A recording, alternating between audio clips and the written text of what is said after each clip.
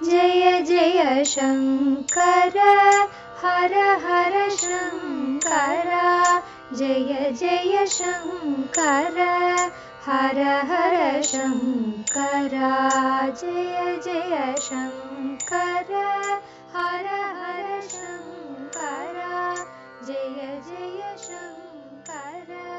மங்கள ஆரம்பம். தெய்வத்தின் குரல் 6ஆம் பாகம். 16 பெற்று பெருவாழ்வு. வாதாபி விக்கிரகம். வெவ்வேறு கருத்துக்கள்.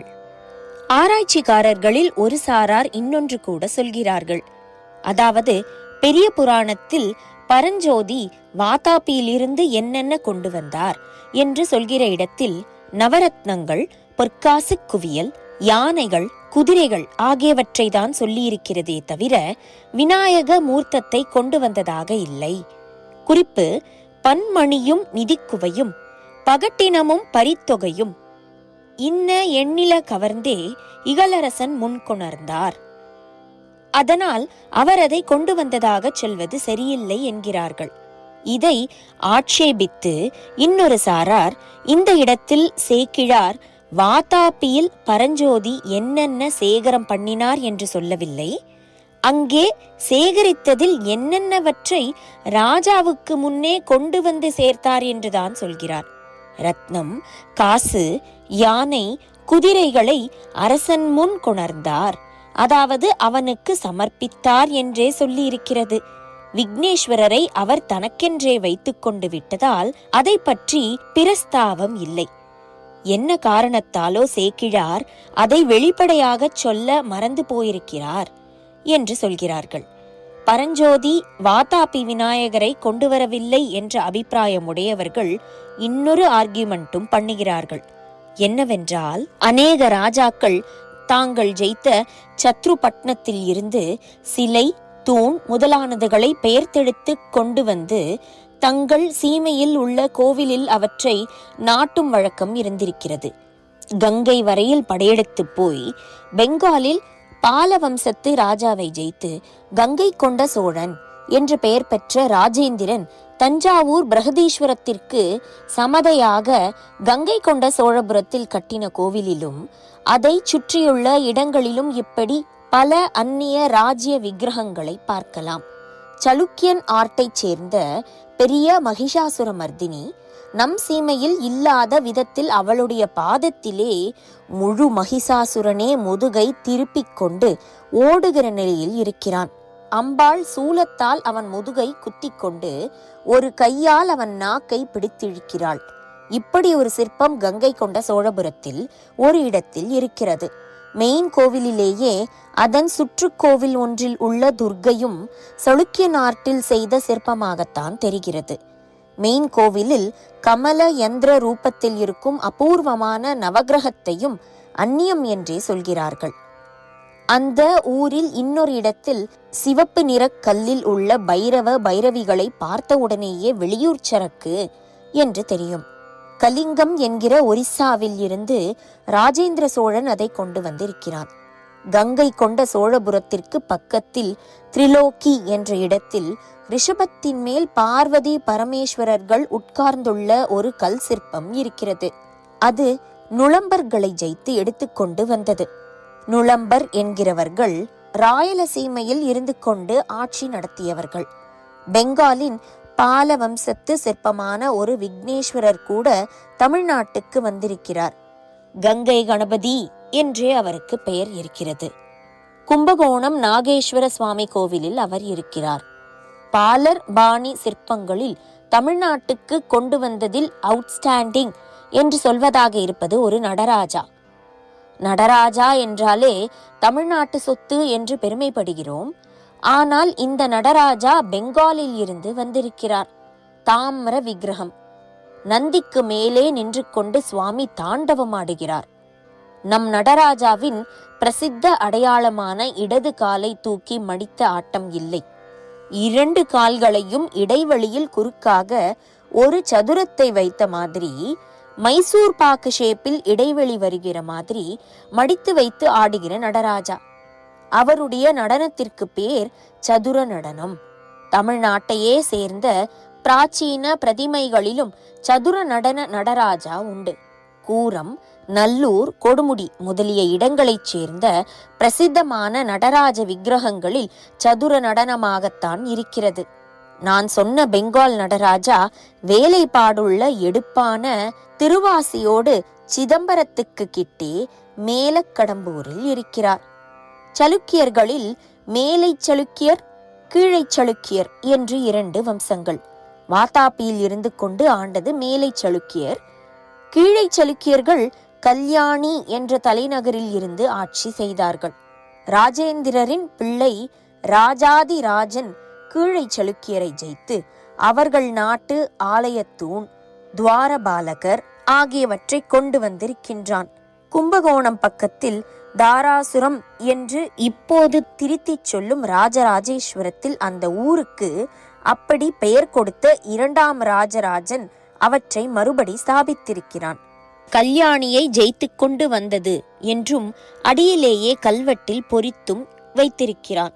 திருவையாறு பெரிய கோவிலில் கூட நுளம்பர் பாணி தூண்கள் உண்டு. அந்த பாணியில் ஒரு ஜன்னல் தஞ்சாவூர் பிரகதீஸ்வரத்திலும் இருக்கிறது. முன்னே குறிப்பிட்ட ஆக்ஷேபக்காரர்கள் என்ன சொல்கிறார்கள் என்றால், இப்படி வெளி ராஜ்யங்களை ஜெயித்து ஒருத்தர் அங்கே இருந்து ஒரு விக்கிரகம் அல்லது வேறு ஒரு கலைப்பொருளை கொண்டு வந்து நம் ஊரில் நாட்டினால், ஒன்று தாங்களே அதை பற்றி கல்வெட்டில் பொறித்து பிரகடனப்படுத்தி இருக்கிறார்கள், அல்லது அவர்கள் காலத்து புலவர்களின் உலா முதலான புகழ் கவிதைகளில் அதை பற்றி ரெஃபரன்ஸ் கிடைக்கிறது, அல்லது பிற்கால இலக்கியத்திலாவது சான்று கிடைக்கிறது. திருச்செங்காட்டுக்குடியிலோ கல்வெட்டும் இல்லை, இலக்கிய சான்றும் இல்லை. பரஞ்சோதியாயிருந்து சிறு தொண்டரானவரின் கதையையே விரிவாகச் சொல்லும் பெரிய புராணத்திலும் வாதாபி விக்னேஸ்வரரை பற்றி பிரஸ்தாபமே இல்லை. அதனால் அந்த மூர்த்தி அங்கே இருந்து வந்ததென்பதற்கு ஆதாரம் இல்லை என்கிறார்கள். ஆனால் இங்கே ஒன்று கவனிக்க வேண்டும். மற்ற ராஜாக்கள் அல்லது சேனாதிபதிகள் சத்ரு ராஜ்யத்தில் இருந்து ஒன்றை கவர்ந்து வந்து தங்கள் ஊரில் நாட்டிய பிற்பாடும் ராஜரீக பெருமையோடையே இருந்தவர்கள்.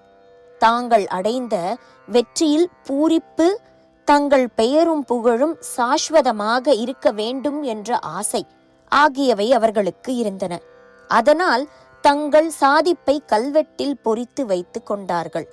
பரஞ்சோதியாக இருந்தவரோ இதற்கு நேர்மாறாக மகா பெரிய வெற்றி அடைந்தவுடன் யுத்த பூமியையும் ராஜாங்க பதவியையும் விட்டுவிட்டு எளிமையாக சிறு தொண்டர் என்று ஆகி ஊர் வேண்டேன், பேர் வேண்டேன் என்று மாறிவிட்டார். அப்படிப்பட்டவர் தன்னுடைய சாதனை என்று எதையோ கல்லில் வெட்டி வைப்பாரா என்று தோன்றுகிறது. திருச்செங்காட்டாங்குடியில் வாதாபி கணபதி என்று இருக்கும் மூர்த்தி சளுக்கிய பாணியில் இல்லை, தமிழ்நாட்டு பல்லவ பாணியைச் சேர்ந்த விக்னேஸ்வர மூர்த்தங்களைப் போல்தான் இருக்கிறது என்று ஐக்கனோகிராஃபி, அதாவது விக்கிரகக்கலை எக்ஸ்பர்ட்கள் 2 என்னிடம் சொல்லியிருக்கிறார்கள். கிரீடம், மேல் கைகளில் பாசாங்குசம் முதலியவை சளுக்கியன் ஆர்ட்டாக தெரியவில்லை, நம் தக்ஷிண பாணியாகத்தான் இருக்கிறது என்றார்கள். உள்ளங்கால் 2ம் ஒன்றை ஒன்று பார்த்தாற் போல காலை மடித்து கொண்டிருப்பது புதுமையாக இருக்கிறதே என்று கேட்டேன். அதற்கு பிள்ளையார் பட்டியில் உள்ள பிரசித்தமான பிள்ளையாரும் அப்படித்தான் இருக்கிறார். இதைவிட அதில் உள்ளங்கால்கள் ஒன்றுக்கொன்று இன்னும் கிட்ட இருக்கின்றன. கிரீடத்தின் அமைப்பு 2லும் ஒரே போல இருக்கின்றன என்று சொன்னார்கள். பிள்ளையார்பட்டி பல்லவன் ஆர்ட் என்பது நிச்சயமான விஷயம். அந்த கோவில் பல்லவர்களுடைய குடைவரை என்கிற குகை கோவில்களில் ஒன்று. ஆனால் அந்த பிள்ளையாரிடம் அபூர்வமான அம்சம், அவருக்கு 2 கைதான். அதில் இடது கையை இடுப்பில் வைத்துக் கொண்டிருக்கிறார். இந்த வித்தியாசத்திற்கு எனக்கு தெரிந்த மட்டும் யாரும் காரணம் சொல்லவில்லை. விக்னேஸ்வர சம்பந்தம் உள்ள வாதாபிக்கு போய் பெரிய ஜெயம் பெற்ற பரஞ்சோதிக்கு அங்கே இருந்த விக்னேஸ்வர மூர்த்தியிடம் ரொம்பவும் பக்தி ஏற்பட்டிருக்கலாம். அதனால் அப்புறம் தம் ஊரோடு அவர் செட்டில் ஆனபோது அங்கே நம்மூர் சிற்பியை கொண்டு நம்முடைய பல்லவ பாணியிலேயே மூர்த்தி அடித்து பிரதிஷ்டை பண்ணி இருக்கலாம். வாதாபிதான் அதற்கு காரணமானதால் மூர்த்திக்கு வாதாபி கணபதி என்று பெயர் வைத்திருக்கலாம் என்று அந்த எக்ஸ்பர்ட்டுகளில் ஒருத்தர் சொன்னார். இன்னொன்று கூட கேள்விப்பட்டிருக்கிறேன். பரஞ்சோதி வாதாபியில் இருந்து விக்னேஸ்வர மூர்த்தி கொண்டு வந்தது வாஸ்தவமாகவே இருக்கலாம். ஆனால் அதை திருவாரூர் தான் மூலாதார க்ஷேத்திரம் என்பதால் அங்கே பிரதிஷ்டை செய்திருக்கிறார் என்று தோன்றுகிறது. அங்கேயுள்ள வாதாபி கணபதி சளுக்கிய பாணியாக தெரிகிறது என்று கேள்விப்பட்டிருக்கிறேன். இப்படி அப்படி நான் ஜட்ஜ்மெண்ட் எதுவும் தரவில்லை. பலவித அபிப்பிராயங்களை மட்டும் சொன்னேன். ஷோடச நாமங்களில் கபில நாமத்தில் இருக்கிறோம். தேன் மாதிரி சிவப்பாயிருப்பவர் கபிலர். அந்த நிறம் உள்ள பசுவைத்தான் கபிலை என்று சிறப்பித்து சொல்வது. சாங்கிய சாஸ்திரத்தை கொடுத்தவர் ஒரு கபிலர். அவர் பஸ்மம் பண்ணிய 60,000 சகர புத்திரர்களை புண்ணிய லோகம் சேர்ப்பதற்காகத்தான் பகீரதன் கங்கையை கொண்டு வந்தது. கமண்டலுவை கவிழ்த்துவிட்டு காவேரியை பாய வைத்தவர் நம்முடைய கபிலர், அதாவது விக்னேஸ்வரர். தமிழில் சங்ககால புலவர்களில் நிறைய பாடியுள்ள ஒருவரின் பெயர் கபிலர். அவருக்கும் விக்னேஸ்வர சம்பந்தம் உண்டு. பாரி வள்ளலின் ஆஸ்தான புலவர் அவர். பாரி இறந்து போன பிறகு அவன் பெண்களுக்கு கார்டியன் மாதிரி இருந்திருக்கிறார். அவர்களுக்கு நல்ல அரச குடும்பத்தில் கல்யாணம் பண்ணி கொடுத்துவிட்டு தாம் பிராயோபவேசம், அதாவது வடக்கிருத்தல் என்று தமிழில் சொல்வார்கள், சாகும் வரை உண்ணாவிரதம் என்கிறார்களே, அது பண்ணி ஆயுசை முடித்து கொள்ள வேண்டும் என்று அவர் உத்தேசம். ஆனால் அனாதைகளான அந்த பெண்களை யாரும் கல்யாணம் செய்து கொள்ள முன்வரவில்லை. பாரி இல்லாமல் கபிலராலும் உயிர் வாழ முடியவில்லை. அதனால் சத்துகளான பிராமணர்களிடம் அந்த கன்யா பெண்களை ஒப்படைத்துவிட்டு பிராயோபவேசம் பண்ணி ஆயுசை முடித்து கொண்டு விட்டார். சங்க நூல்களில் இருந்தும் அவற்றின் உரைகளில் இருந்தும் இந்த கதை தெரிகிறது. கபிலர் உயிர் விடுவதற்கு முன்னால் விக்னேஸ்வரரை தான் ஸ்தோத்திரம் செய்தார். மூத்த நாயனார் திரு இரட்டை மணிமாலை என்று அதற்கு பெயர். சைவ திருமுறைகள் 12இல் 11ஆம் திருமுறையில் அதை சேர்த்திருக்கிறது. கபில தேவ நாயனார் செய்ததென்று அதில் இருக்கிறது. இவர் வேறே, சங்க புலவரான கபிலர் வேறே என்றும் அபிப்பிராயம் இருக்கிறது. அது எப்படியானாலும் கபிலர் என்று பெயர் படைத்த கணபதியை கபில பெயரே உள்ள ஒரு கவி ஸ்தோத்திரித்திருக்கிறார். சங்ககால கபிலர் போன பிறகு பாரி மகளிருக்கு பொறுப்பெடுத்துக் கொண்டு நல்லபடியாக கல்யாணம் செய்து வைத்தது விக்னேஸ்வரனின் பரம பக்தையான ஔவைதான். கபிலருடைய அந்திம ஆசை விக்னேஸ்வரர் அருளாலேயே நிறைவேறி இருக்கிறது. ஜெய ஜெய சங்கர, ஹரஹர சங்கர. மகாபெரியவா சரணம்.